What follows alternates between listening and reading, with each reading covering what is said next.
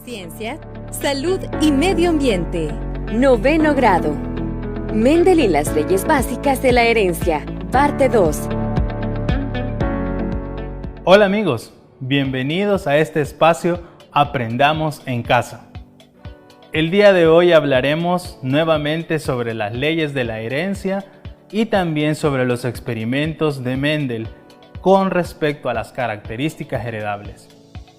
Vamos a ver cómo los experimentos de Mendel contribuyeron a la comprensión de los cromosomas y los genes. Comencemos con la definición de un gen. Un gen es un factor o característica heredable que se representa a través del ADN. Tomemos como ejemplo un libro.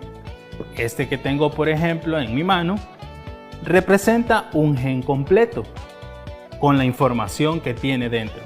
Ahora, la biblioteca que yo tengo acá representa un cromosoma completo con toda la colección de libros y cada libro representa un gen diferente.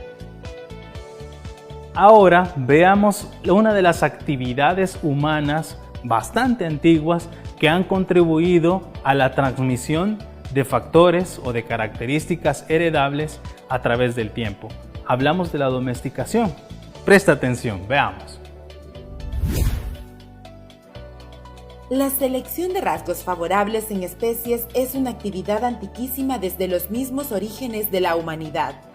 Las modificaciones anatómicas, fisiológicas y conductuales a través de la selección artificial hecha por humanos en una población de animales o plantas se conoce como domesticación. Hablando sobre el maíz, se conoce que su domesticación inició hace unos 9.000 años por los pueblos al sur de México a partir de la gramínea llamada teocinte que crece de forma silvestre en esa región y Centroamérica, para luego llegar a Suramérica. Según estudios genéticos y arqueológicos, se calcula que llegó a la región centroamericana hace unos 7.600 años atrás. Durante muchos siglos de selección artificial por los agricultores de Mesoamérica, lograron conseguir el aumento del tamaño de la planta en la medida de la mazorca y la cantidad de granos generados. El maíz fue muy importante para las civilizaciones precolombinas, una planta elevada a niveles divinos y sin embargo consumida diariamente por las clases más humildes de estas culturas. Sea maíz y sus subespecies es el único taxón domesticado para el género Sea. Hoy, muchos investigadores la consideran como la planta domesticada más importante de la historia humana. Retomando ahora el ejemplo de la biblioteca y los libros que tenemos en ella, hablemos sobre los alelos. Los alelos es una característica o información específica ubicada en una región específica de un gen. Si hacemos la analogía nuevamente con los libros, podríamos decir que un alelo es la información contenida dentro del libro. Toda la información contenida dentro de un libro que representa al gen es un alelo. Ahora, los alelos en las células diploides sabemos que son copias, porque al ser diploides, pues las células contienen 2 cromosomas. Seguimos con el ejemplo de la biblioteca. Si nosotros tenemos un juego diferente de alelos, es decir, si tomamos al gen o al alelo en este caso como un libro, si tenemos un libro que habla sobre lo mismo pero es una edición diferente, son alelos heterocigotos para ese gen. Por el contrario, si tomamos como ejemplo el alelo como un libro, en este caso el libro de química, y tenemos una copia idéntica de la misma edición del libro, estamos ante alelos homocigotos para ese gen. Esto significa que dentro de las células diploides hay 2 copias de alelos que pueden ser diferentes entre sí o iguales o copias semejantes entre sí. Heterocigotos, homocigotos. Ahora, hablando del genotipo y del fenotipo, también podemos utilizar la analogía de la biblioteca. Por ejemplo, el genotipo son toda la información genética contenida en el ADN que se va a expresar, mientras que el fenotipo es la manifestación física y observable de las características que pueden ser anatómicas, fisiológicas, bioquímicas o conductuales. Retomemos el ejemplo de la biblioteca. El genotipo podríamos decir que es la información que se contiene en un manual, por ejemplo de carpintería, en donde hay indicaciones específicas, modelos y dibujos. El fenotipo, que es la manifestación del genotipo, sería el mueble o la biblioteca ya construida en base a la instrucción que contenía el manual de carpintería. Así de fácil. El fenotipo entonces es la manifestación del genotipo, que a su vez es la información genética contenida dentro de alelos, que podrían ser alelos semejantes, homocigotos, o alelos distintos, heterocigotos. Otra de las cosas que podemos identificar con los experimentos y los cruces de Mendel es algo muy importante en los alelos, lo llamada dominancia y recesividad. Mendel identificaba a los alelos dominantes con una letra mayúscula, mientras que a los alelos recesivos los escribía con una letra minúscula. Vamos a ver un ejemplo para entender mejor qué significa la dominancia y la recesividad de los alelos que Mendel descubrió. Tengo acá una lámina de corcho que no es transparente y tengo una lámina de plástico transparente. La lámina de corcho va a representar un alelo dominante.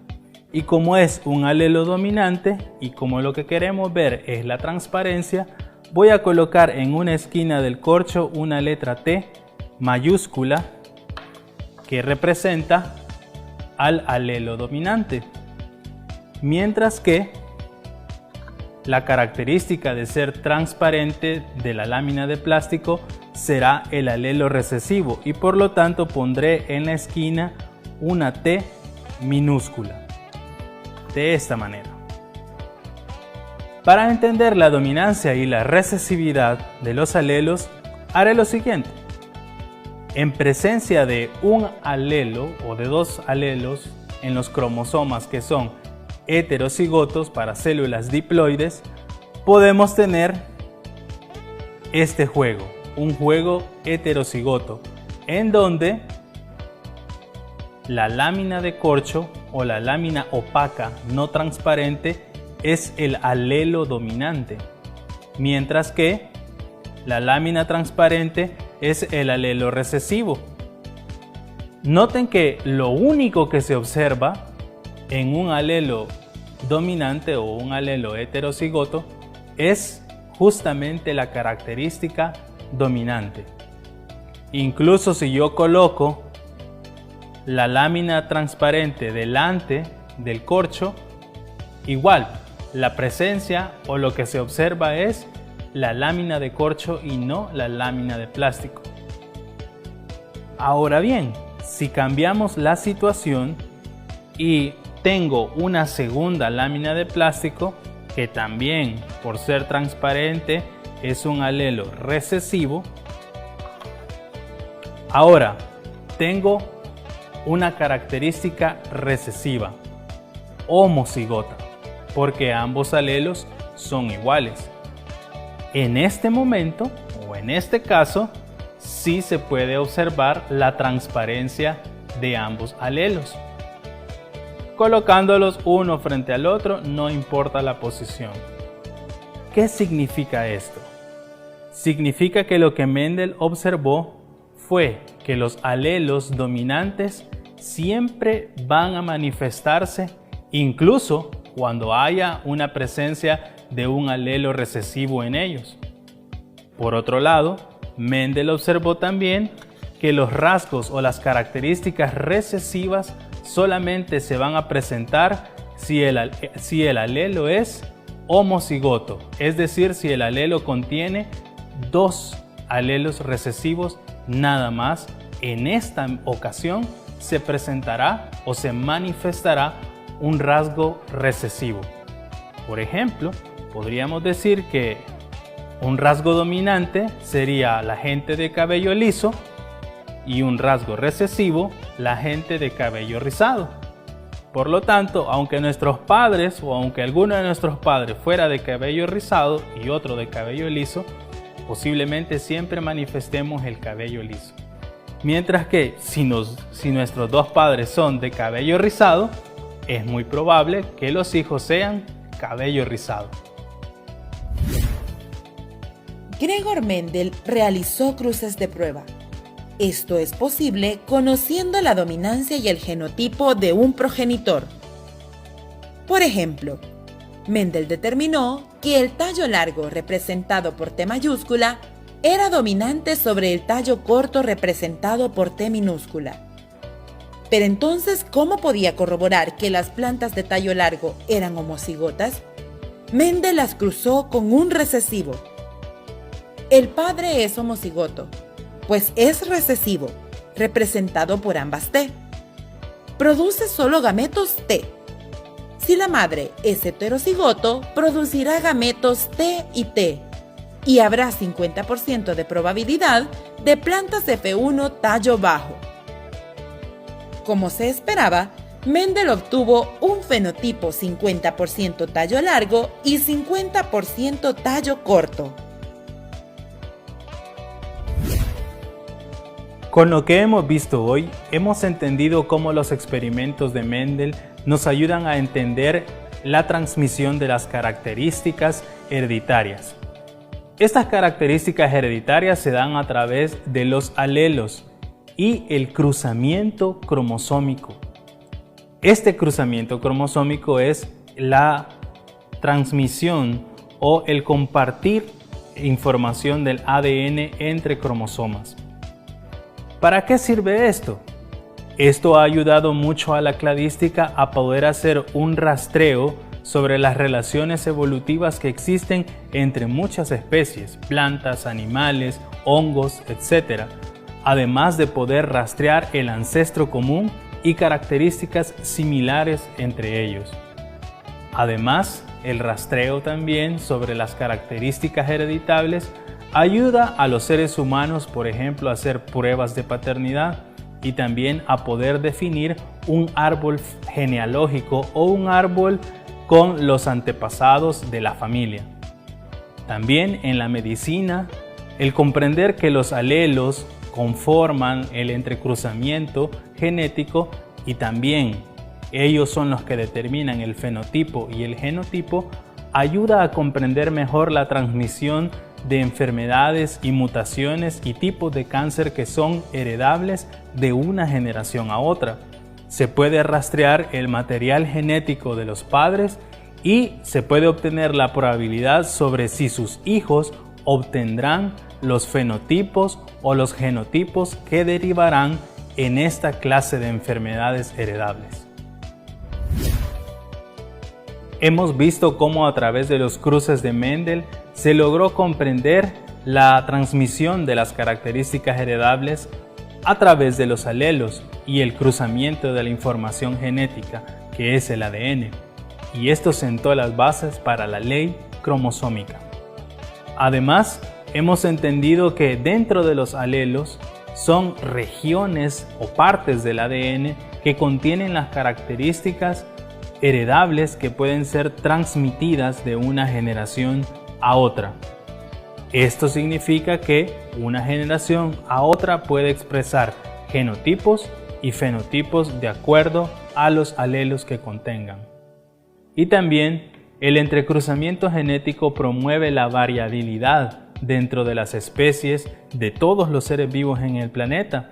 Además, da estabilidad a las poblaciones de estas especies y favorece la transmisión de características beneficiosas a las poblaciones para su evolución. Ahora te toca a ti. Contesta falso o verdadero. El gen es el factor hereditario que determina una característica. Verdadero. Los alelos siempre serán iguales entre sí. Falso. Un gen homocigoto contiene dos alelos idénticos. Verdadero. Un gen heterocigoto contiene dos alelos diferentes. Verdadero.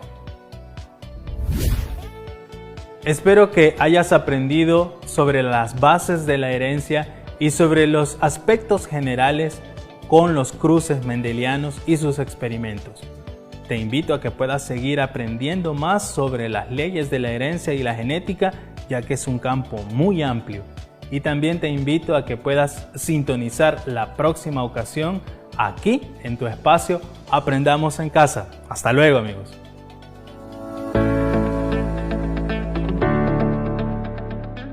Ciencias naturales, primer año de bachillerato, niveles de organización, la célula.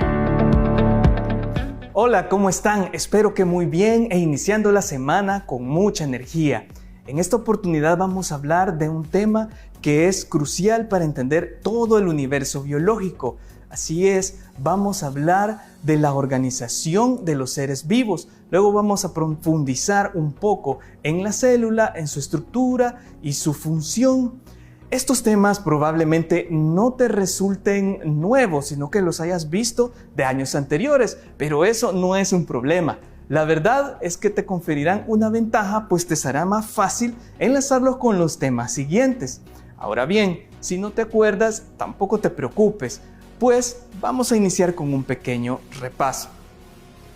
Si sabes, los seres vivos pueden distinguirse debido a sus características, o sea, las características de los seres vivos.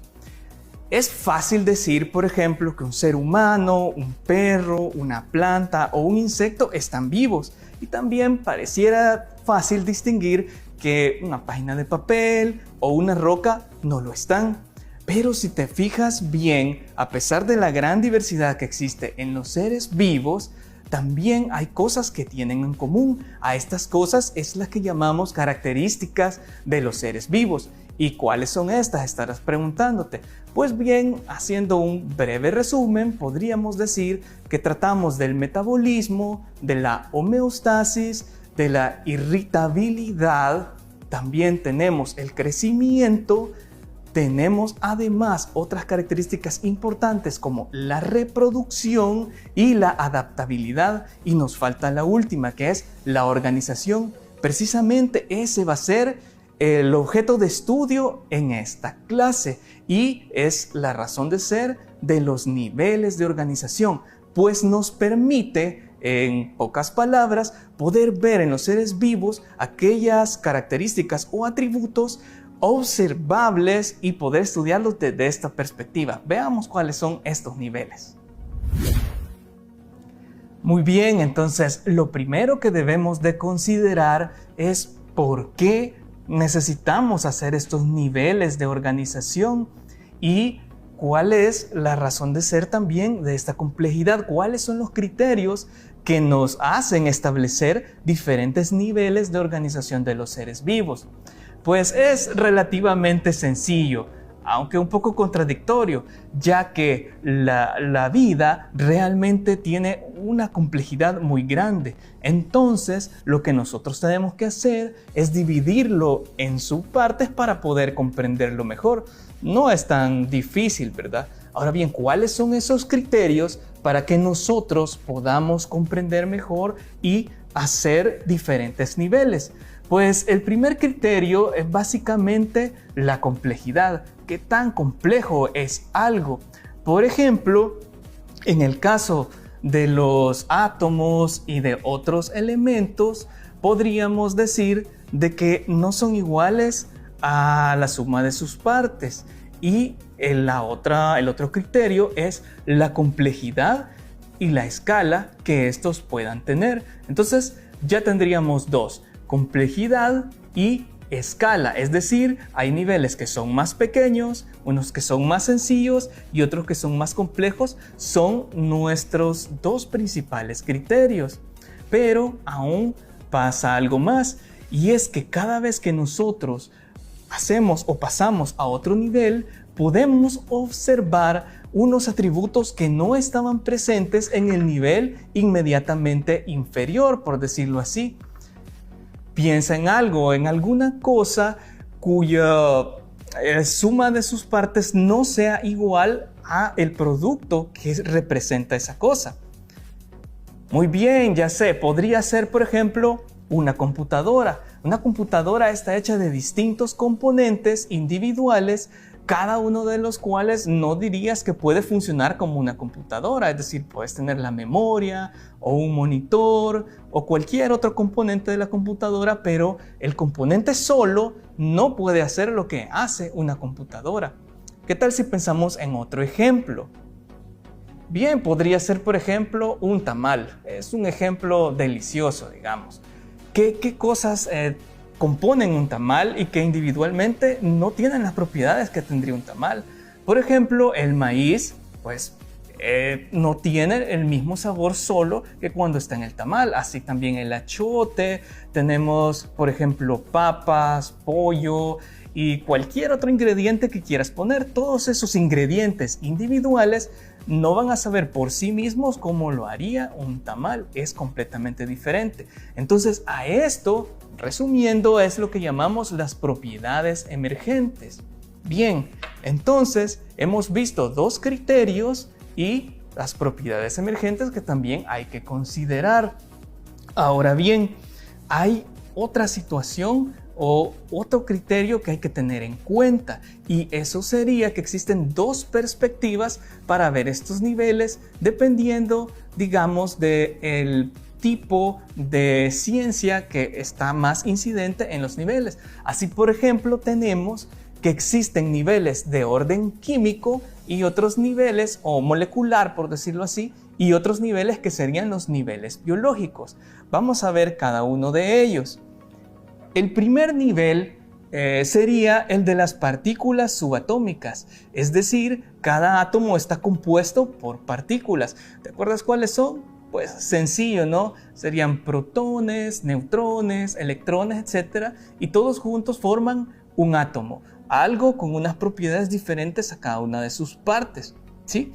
Muy bien, esa es su propiedad emergente. Luego los átomos, en este caso, como los de oxígeno, pueden entonces formar o enlazarse para así hacer una molécula, como esta que tengo aquí, una molécula de oxígeno.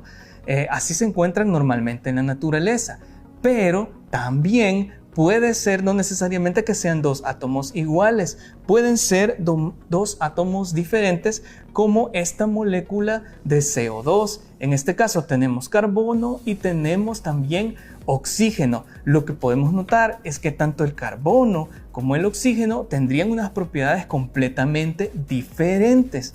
Entonces, cuando se juntan, forman una cosa nueva. Así también nosotros podemos tener moléculas cada vez más complejas. Las moléculas serían entonces nuestro tercer nivel si vas llevando la cuenta: partículas subatómicas, átomos y moléculas. Luego, las moléculas más complejas también pueden enlazarse entre sí y entonces formamos los llamados complejos supramoleculares, que son muy comunes en la célula. Tenemos como ejemplos las estructuras de los poros nucleares, de las membranas celulares y también las estructuras que permiten la fotosíntesis. Todos ellos son complejos supramoleculares y podemos decir que hasta ahí terminan nuestros niveles que serían de carácter químico. Ahora bien, luego siguen los niveles de característica biológica o los propiamente dichos niveles de organización biológica. En estos, por el momento, no nos vamos a detener tanto porque ya debes conocerlos. Así tenemos que el primer nivel lo constituye la célula, que tiene las características de todos los seres vivos. Es decir, una sola célula tiene una complejidad tal que presenta todas las características que representan la vida. Ahora bien, el siguiente nivel, como sabes, las células pueden juntarse en formar tejidos. Los tejidos forman órganos, los órganos forman sistemas o aparatos y los aparatos a su vez forman a los organismos. Aquí terminan, por decir así, también los niveles de organización biológica y sigue una siguiente capa de complejidad a los que normalmente llamamos niveles de organización ecológica. Y es que los seres vivos no se encuentran solos, tienen que relacionarse unos con otros. Y así surgen, por ejemplo, las poblaciones, las comunidades, los ecosistemas y la biosfera, siendo este el nivel más amplio de organización que involucra a los seres vivos. Ahora, para finalizar esta parte, porque ya vimos todos los niveles, desde lo químico hasta lo ecológico, tenemos que tener en claro ciertas características que tienen estos niveles. Y es, por ejemplo, la complejidad. Esto quiere decir que cada uno de los niveles, cuando vamos subiendo, tiene la suma de las complejidades anteriores, pero además su propia complejidad. Es decir, cada nivel va siendo más complejo que el otro. Esto es como reforzar un poco lo que ya vimos. Pero además, cada vez tienen un número inferior. Es decir, que entre mayor sea el nivel, hay menos cantidad de ese nivel. Por ejemplo, hay menos moléculas que átomos. Y así hay menos poblaciones, por ejemplo, que individuos. Hay muchos más individuos que poblaciones, por decir algo. Y finalmente, la energía. Cada nivel requiere más energía. Así, por ejemplo, es mucho más complejo para una célula armar las estructuras supramoleculares que una molécula mucho más sencilla como podría ser, por ejemplo, una glucosa. Bien, entonces hemos visto ahora todos los niveles, tanto químicos como biológicos como ecológicos. Bueno, ya vimos todos los niveles de organización y ahora, como prometimos, vamos a aterrizar en la célula. Pues, como sabes, todos los seres vivos estamos conformados por células y así también la célula es la unidad mínima que presenta todas las características de los seres vivos. Ahora bien, seguramente también ya sabes que no siempre se ha podido estudiar la célula porque estas son muy pequeñas. Las células comenzaron a estudiarse allá por el siglo XVII hasta que se inventaron los artefactos que nos permiten poder estudiarlas. ¿De qué artefactos hablamos? Pues claro, de los microscopios. Y seguramente deberías estar pensando, yo no tengo un microscopio en la casa, entonces ¿no puedo ver las células? Pues la verdad es que sí se puede. En esta ocasión vamos a hacerlo de forma virtual. Vamos a utilizar un programa que se llama Virtual Compound Microscope. Veamos cómo se usa. Bien, este programa nos permite manipular un microscopio de forma virtual. Puedes acceder a través de la dirección en pantalla. Como puedes ver, el microscopio está compuesto por diferentes partes y cada cual cumple una función. Veamos rápidamente sus partes y funciones. Lente ocular. Es donde coloca el ojo la persona observadora.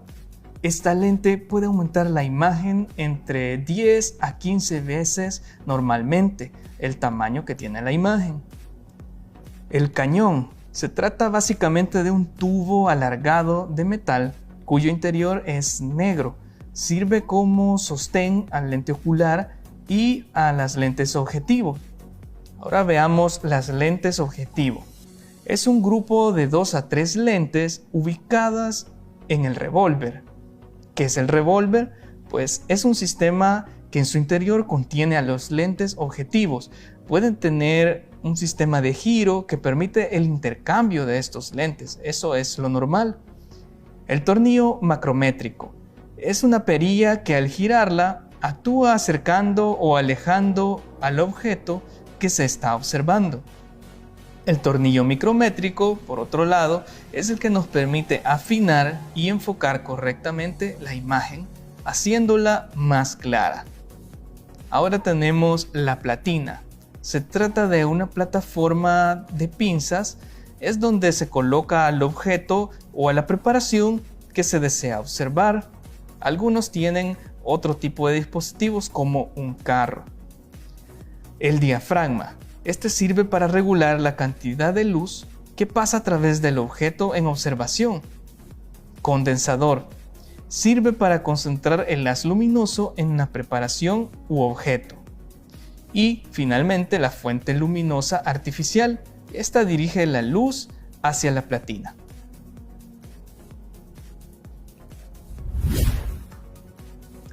Bien, ahora que ya tenemos nuestro microscopio, aunque de forma virtual, ya podemos adentrarnos en la estructura particular de las células, como el modelo que tenemos acá. Si recuerdan, las células podemos dividirlas por su complejidad anatómica en dos tipos, que son dos estrategias que ha tomado la vida.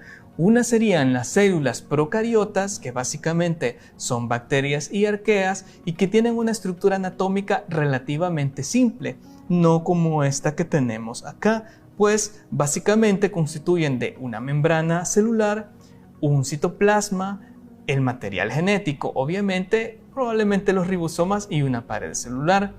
En el caso de las células eucariotas, como esta que tenemos acá, pueden ser células vegetales, células animales y células fúngicas. Y nuevamente estarás pensando, yo no tengo un modelo en mi casa para poder estudiarlas. Pues no te preocupes, vamos a usar nuevamente una tecnología alterna. En esta ocasión vamos a utilizar una app para celular. Hay distintas apps que podemos utilizar. Por ejemplo, está iCell, Cell World o Cell Anatomy 3D. Nosotros vamos a emplear todas ellas y veamos cómo se utiliza. Iniciaremos con Cell Anatomy 3D. Cuando accedas, tienes esta pantalla que vas a poder observar como una especie de menú. Vamos a dar clic y nos aparecerá una célula, en este caso procariota, que fue la que seleccionamos. También tienes acceso, si te fijaste, a un menú que nos da alguna información sobre los organelos, en el caso de las células eucariotas, o sobre otras estructuras de cada una. La manipulación a través de la app permite básicamente en un entorno 3D poder visualizar cada una de las partes de una célula, poder rotar, poder girar, poder acercar, por ejemplo, y pues convenientemente el modelo que se nos presenta pues tiene una apertura. Si recuerdas, la célula procariota, como dijimos antes, no posee un núcleo como tal, sino un nucleoide. La estructura verde enrollada que podemos observar adentro es el material genético, y de la forma externa lo que tenemos por fuera es una cápsula, y en este momento nos encontramos señalando un flagelo que es la estructura de locomoción de las células. La cápsula, como decíamos, es esa estructura roja, y estos otros fragmentos que podemos apreciar en verde serían los pili. Son estructuras para que la célula pueda reconocerse entre sí e intercambiar material genético. Ahora por dentro, pues la capa amarilla sería la pared celular, y tenemos una capa verde que sería en este caso la membrana celular. Si damos clic, puedes observar que aparece información sobre cada uno de los elementos. Ahora bien, adentro hay otras estructuras pequeñas como flotantes, que usualmente serían los ribosomas y algunos complejos supramoleculares. De hecho, los ribosomas son complejos supramoleculares que tienen las células procariotas. Bien, ahora vamos a continuar siempre con la misma aplicación, pero pulsando, en este caso, donde tenemos las células eucariotas. La que nos encontramos viendo, siempre la podemos manipular. Podemos observar que está abierta en un corte y podemos observar que se trata de una célula de tipo animal. Igual la giramos, la manipulamos. Podemos observar por la parte de afuera es el delimitador de la célula, que sería la membrana celular, donde antes mencionamos que existen complejos supramoleculares. Todas estas estructuras que estamos viendo dentro en una célula eucariota, si recuerdas de tus clases anteriores, pues hablamos de organelos. El más importante o el más distintivo, por decirlo así, es el núcleo, que estamos observando en violeta. El núcleo tiene una doble membrana, una doble capa de lípidos. Ahora, adentro existen estas estructuras que vemos, son los poros nucleares. También son complejos supramoleculares. Y dentro tenemos obviamente el material genético, pero en forma de cromatina. Lo que seleccionamos en verde es un nucleolo, otra estructura formada por complejos supramoleculares. Alrededor o envolviendo el núcleo tenemos diversas redes membranosas a las que llamamos retículo endoplásmico, que es el que observamos en celeste, y también podemos observar otra parte en verde, que sería el aparato de Golgi. Nuevamente estos podemos considerarlos organelos u orgánulos dependiendo de la literatura. Golgi también desprende unas vesículas, estas estructuras que vemos más adelante. Bien, siempre girando o valiéndonos del entorno 3D, podemos apreciar también que arriba tiene una especie como de corona. Son los cilios, que son estructuras de locomoción propios de las células animales. Y aquí adentro, en la parte que vemos en rojo, lo que estamos seleccionando son las mitocondrias, conocidas como las centrales celulares energéticas. Es decir, ahí se produce la máxima cantidad de energía que va a utilizar la célula para todas sus funciones. Ahora vamos a finalizar el uso de estas aplicaciones pues con la célula de tipo vegetal. Si recuerdas de tus clases anteriores, pues no es que solo exista célula animal y vegetal como células eucariotas, pero son las células prototipo, digamos, que nos permiten estudiar de mejor manera todas las otras células existentes de tipo eucariota. Ahora, nuevamente, la aplicación nos permite acercar, girar. Como toda célula eucariota, pues lo primero que resalta sería el núcleo que observamos en azul, y dentro del núcleo, igual que en el animal, tenemos el nucleolo. Alrededor, nuevamente, ¿qué sería lo que tenemos? Pues el retículo endoplásmico. Por si no recuerdas, todo lo que está embebido donde se encuentran estos organelos, pues son el citoplasma, y por fuera la célula tipo vegetal lo que presenta es una pared celular. Pared celular es lo que vemos en verde, mientras que adentro hay una parte que es amarillenta, y esa sería la membrana celular. Nuevamente, igual que teníamos en la célula animal, pues tenemos el aparato de Golgi, que nos forma vesículas y es un componente pues metabólico de la célula. Y también, siempre conservando la nomenclatura, en rojo observamos las mitocondrias. Si recuerdas también, otro componente básico fundamental de las células vegetales sería la presencia de los cloroplastos. Son estas estructuras que observamos ahí que parecen de forma arriñonada y con unas pilas internas que serían las granas. Acá, esta otra enorme estructura que observamos es la vacuola. Bien, y a todo esto probablemente te podrías estar preguntando ¿para qué nos sirve comprender acerca de los niveles de organización de los seres vivos?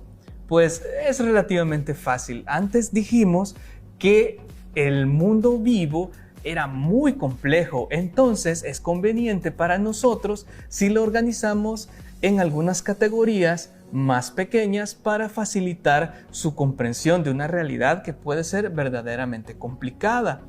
Ahora bien, hay algunos aspectos de los seres vivos que solo pueden entenderse a través de las propiedades emergentes que surgen de cada uno de los niveles. Así, por ejemplo, las enzimas usualmente son complejos supramoleculares, los cuales facilitan que ocurran ciertas reacciones que de otra forma serían muy complicadas de que ocurrieran al hacer algunos cambios conformacionales en otras moléculas. No podrían existir o no podrían tener esta función si no los vemos de una manera combinada entre estos complejos supramoleculares y las moléculas a las cuales probablemente se encuentren afectando. Es decir, solo así lo podemos entender. Asimismo, existen algunas células que se especializan. Por ejemplo, las de los tejidos, por decir algo, el tejido cardíaco. Esto es muy importante en medicina porque nos permite comprender de mejor manera cómo una célula actúa en cierto contexto. Es muy importante para determinar causas y luego tratamientos o prevención de las enfermedades. De igual manera, dijimos que los seres vivos no se encuentran solos. Entonces, ahí es donde conviene observarlos con los niveles de organización ecológica, puesto que las poblaciones o los ecosistemas tienen características que pueden ser completamente diferentes y que conviene, a nuestra perspectiva, estudiarlos desde esta manera. Y bien, hemos llegado al final. Espero que te haya resultado interesante. No olvides hacer tu tarea y te espero la próxima semana en tu programa Aprendamos en Casa.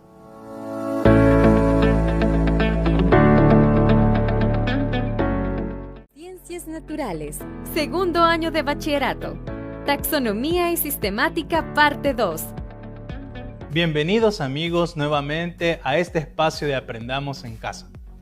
Ahora continuaremos hablando sobre el tema que ya iniciamos la semana pasada. Hablamos sobre sistemática y taxonomía y cómo estas ciencias nos ayudan a clasificar la vida.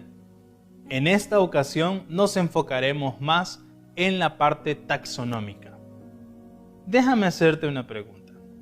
Imagínate que alguien te asigna la tarea de poder contar todas las estrellas que puedas observar en una noche despejada y sin luna. ¿Te parece que es una tarea bastante difícil? Pues sí. ¿Te parece que pudieras completar esa tarea en una sola noche de observación? Quizás sea muy difícil completarla en una noche, quizás requerirías de más noches para poder llevar un registro completo. Una tarea de una magnitud similar también la humanidad se la propuso desde hace mucho tiempo, solo que no era contar estrellas, sino era contar todos los seres vivos que existen en el planeta. Es una tarea bien difícil y también requirió mucho tiempo, mucho más que contar estrellas visibles, porque la mayoría de los organismos que viven en este planeta no pueden ser vistos a simple vista, son microscópicos. Entonces la tarea se alarga y se complica más porque también se busca organizar y clasificar a estos organismos vivos. Como hemos dicho, la sistemática y la taxonomía son las ciencias analíticas, que nos ayudan a comprender cómo está clasificada la vida y también a ordenarlas de manera analítica. Si bien es cierto, la taxonomía ayuda a clasificar a las especies, también la taxonomía nos brinda herramientas sobre la relación evolutiva que continúan o el linaje que contienen las diversas especies y los diversos grupos de organismos, y estos se agrupan o se clasifican de manera genérica como taxones. Los taxones también están relacionados con la biodiversidad de formas de vida que existen en el planeta. Esta biodiversidad debe ser organizada en grupos, en jerarquías o en niveles. Esta es una tarea también que la taxonomía y la sistemática nos ayudan a hacer. Ahora bien, estos grupos o taxones deben de estar ordenados de acuerdo a las relaciones filogenéticas que contengan los diversos grupos con respecto a sus similitudes o diferencias entre cada uno de ellos. Estas similitudes y diferencias también deben de estar relacionadas con las líneas evolutivas o con la historia de la evolución que tengan los grupos taxonómicos junto con su ancestro común. Tal vez resulte un poco complicado entenderlo con palabras. Sin embargo, como observamos en el cladograma, vemos que este gráfico se relaciona o está basado en las relaciones filogenéticas de los organismos y también busca de manera como patrón las características similares y las características que los diferencian entre los diferentes taxones. Como observamos, esta función de la taxonomía ha hecho pensar a muchos científicos que la taxonomía en realidad es una herramienta de la sistemática. Hay un dato interesante también.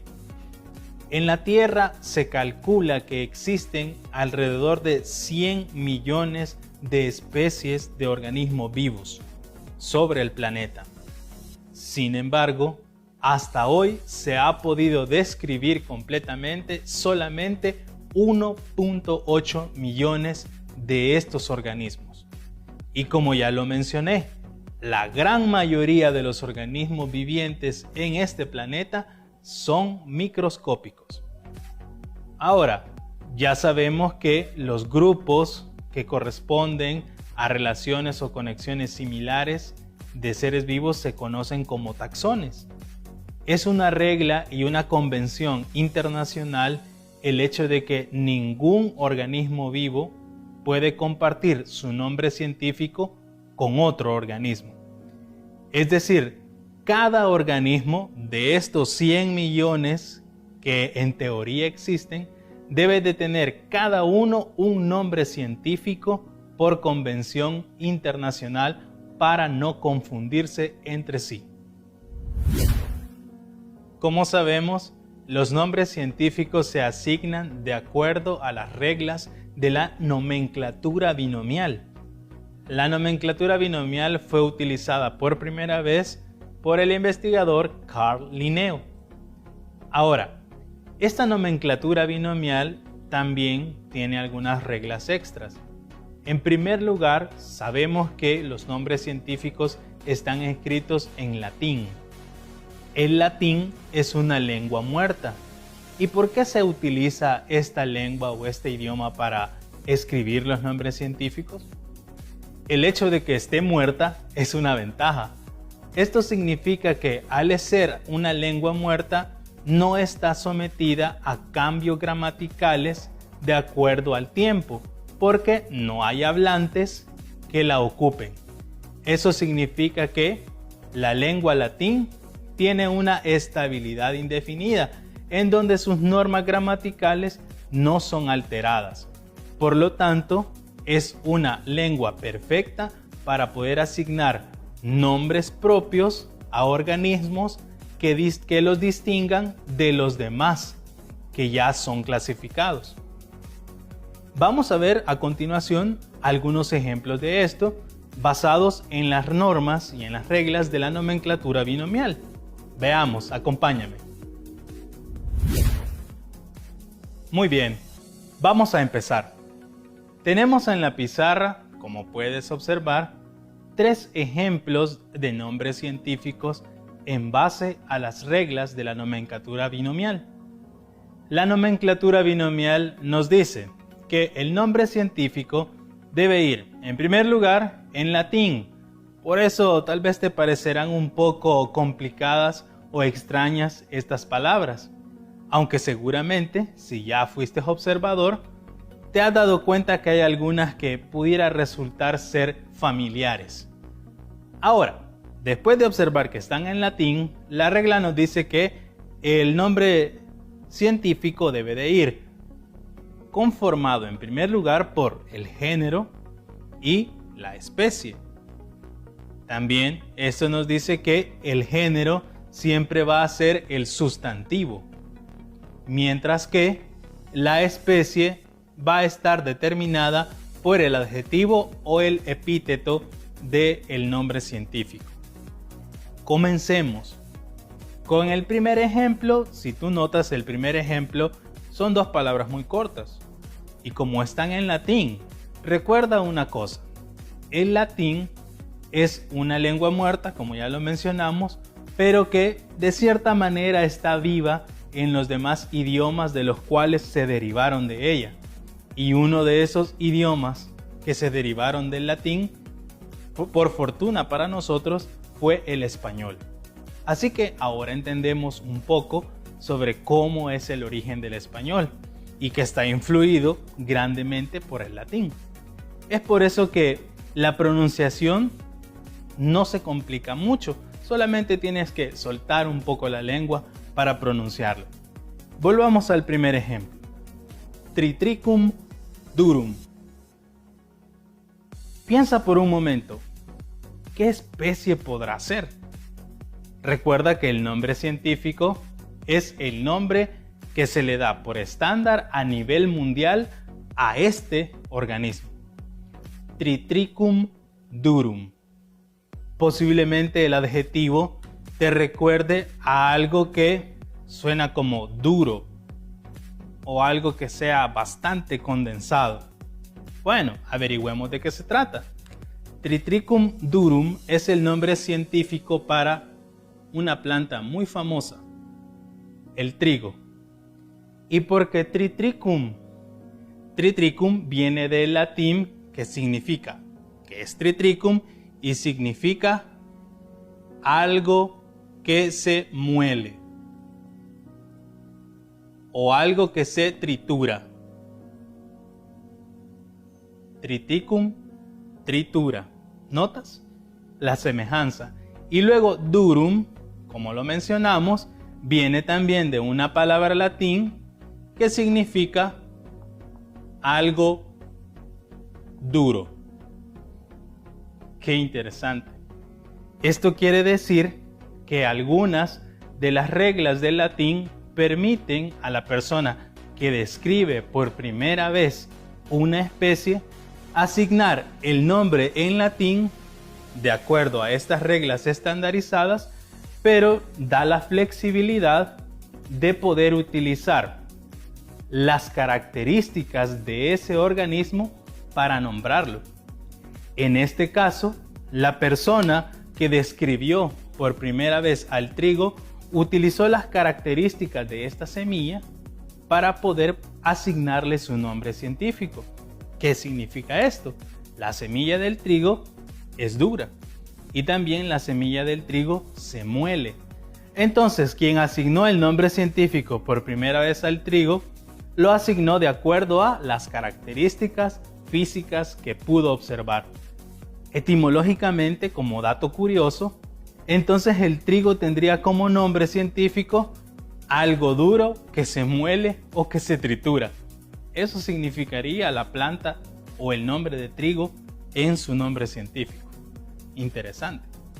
Ahora, también los nombres científicos pueden ser asignados de acuerdo a reconocimientos u homenajes, o también pueden ser asignados con palabras latinizadas de lugares, apellidos de personas, amigos o incluso familiares.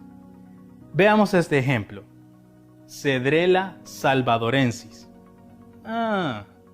Posiblemente ya te estás imaginando o ya empiezas a pensar un poco sobre lo que significa la especie salvadorensis. Bueno, veámoslo poco a poco. En primer lugar, cedrela también viene de una palabra en latín, pero esta palabra en latín es cedrus. Algo curioso de cedrus, que significa árbol también, que en latín, pero también lo curioso es que proviene de otro término en griego, que es kedrus. Y kedrus también hace referencia al mismo árbol. Y salvadorensis es la versión latinizada de decir que proviene de El Salvador. Entonces, ¿qué significará o qué especie será esta? El nombre común de esta es el cedro. Hay muchas especies de cedro, pero Cedrela salvadorensis, que fue descrita por primera vez en 1925, si no me equivoco, esta persona que la describió por primera vez hizo un homenaje al lugar en donde fue descrita por primera vez. Y para curiosidad de ustedes, esta clase de cedro fue descrita por primera vez allá en la década de 1920 en El Salvador. Y el investigador botánico que la descubrió dijo: voy a otorgarle el reconocimiento a El Salvador. Y por eso le puso salvadorensis, o cedro que proviene de El Salvador. Perfecto. Nuevamente otro ejemplo. Ahora, este ejemplo es un poco más trabajado, porque este ejemplo viene de el nombre científico asignado de acuerdo al uso que se le daba a este organismo en el momento que fue descrito.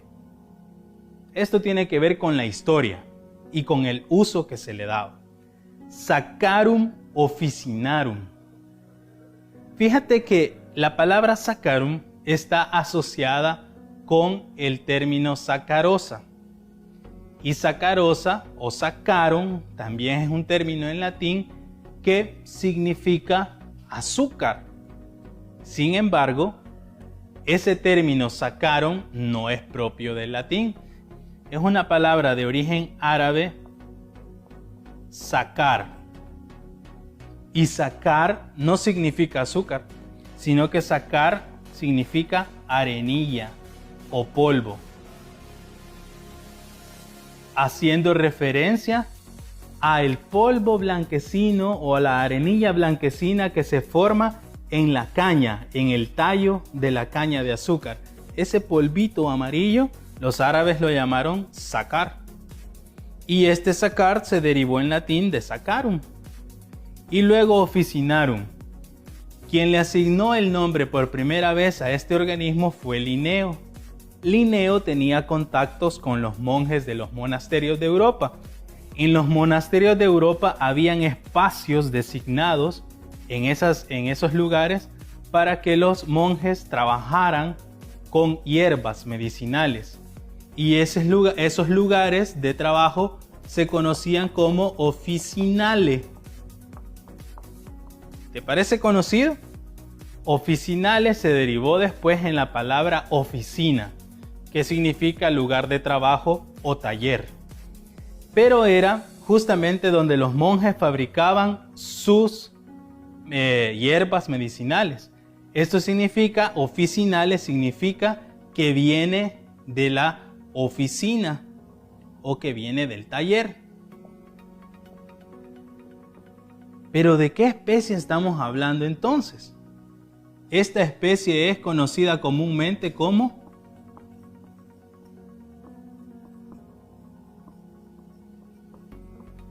la caña de azúcar.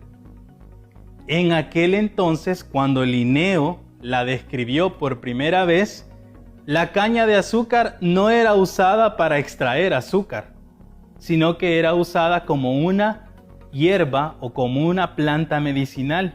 Y es por eso que los monjes de Europa la tenían en sus lugares donde preparaban las hierbas medicinales.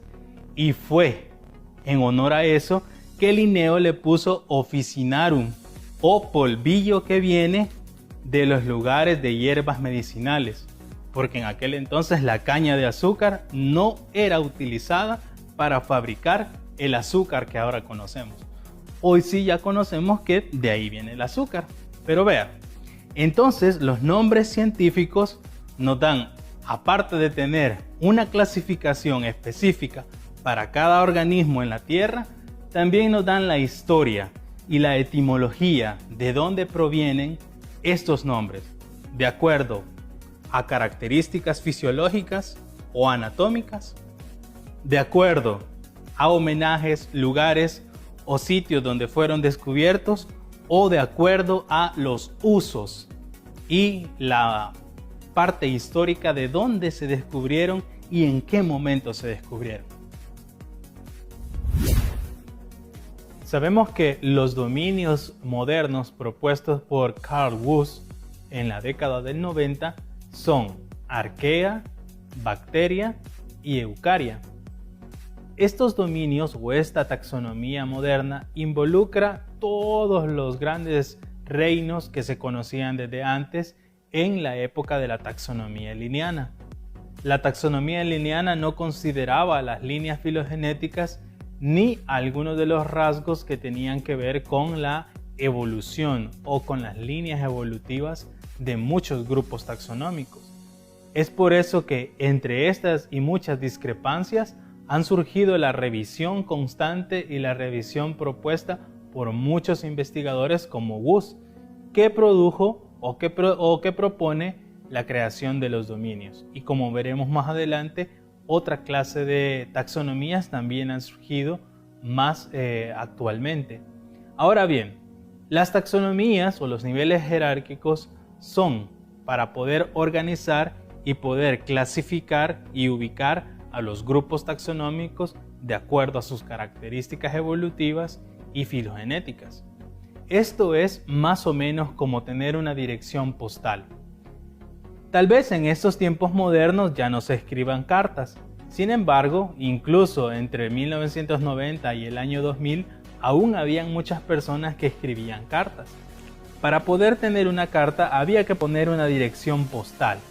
La dirección postal son como los niveles taxonómicos porque vamos desde el nivel más general hasta el más específico. Cuando alguien ponía una dirección postal tenía que considerar los lugares desde el más general. Por ejemplo, se podía escribir de qué país provenía o de a qué país iba la carta. También el departamento, si hablamos de El Salvador. Luego, la colonia, la residencia o el barrio, pero antes de eso, el municipio.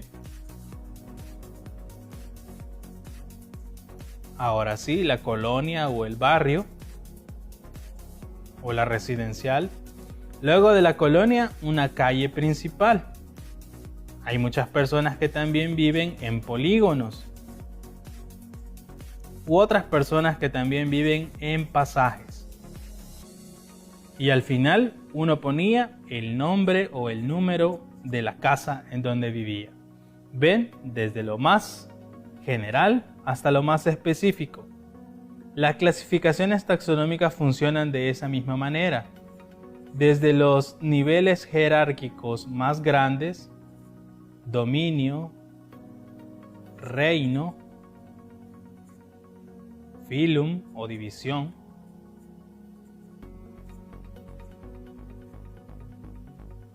clase, orden, familia, género y especie. Estos son los niveles jerárquicos taxonómicos, en los cuales ahora se basa la taxonomía moderna. Recordémoslos de acuerdo a este triángulo que observas: dominio, reino, filum o división, clase, orden, familia, género y especie. De esta manera es como están escalonados los niveles taxonómicos.